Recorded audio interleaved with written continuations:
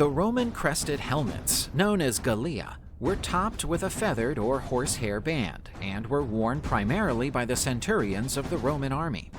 It was also frequent practice among infantrymen on special occasions. Let's look at the rationale behind the use of this adornment on Roman soldiers' helmets. One of the main purposes for wearing a crested helmet was for battlefield identification. Amid battle turmoil, the crested helmet allowed soldiers to identify their leaders from afar.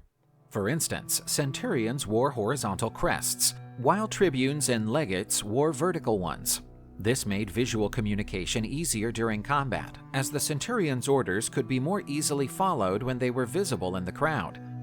Additionally, the crested helmet clearly emphasized a soldier's hierarchical position. Officers and centurions wore the most elaborate crests, while lower-ranking soldiers wore unclad ones.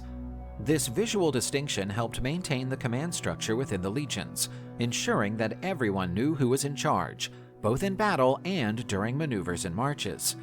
It was essential to coordinate troops in the height of battle, and the crested helmet helped with this. In large formations, like the cohort or the centuria, it was difficult to maintain visual control over the rows of soldiers. The shine of the colored manes or feathers on the helmets drew the soldiers' attention, encouraging them to follow their leaders and react quickly to strategy changes.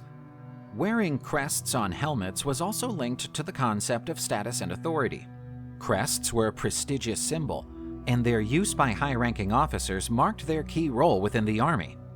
Additionally, crests helped to show off a soldier's experience and success. Military officers who had climbed the military hierarchy and earned respect among their peers wore more sophisticated crests to display their position. Larger, more eye-catching crests were worn at ceremonies and parades as a way of recognizing and honoring army leaders. The crested helmet also made a psychological impact on the enemy. Its appearance made the soldier look larger and more commanding, increasing his battlefield presence. The Romans believed in the value of exuding strength and discipline, and the crested helmet added to the Roman legion's formidable appearance.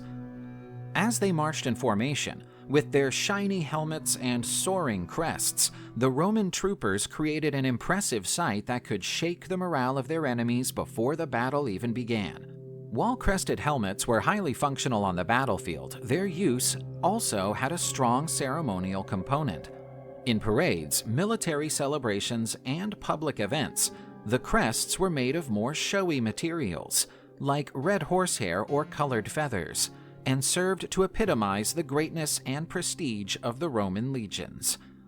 At triumph ceremonies, when a victorious Roman general was back in Rome, he and his soldiers would display their armor with intricate crests, signifying their glory and military success.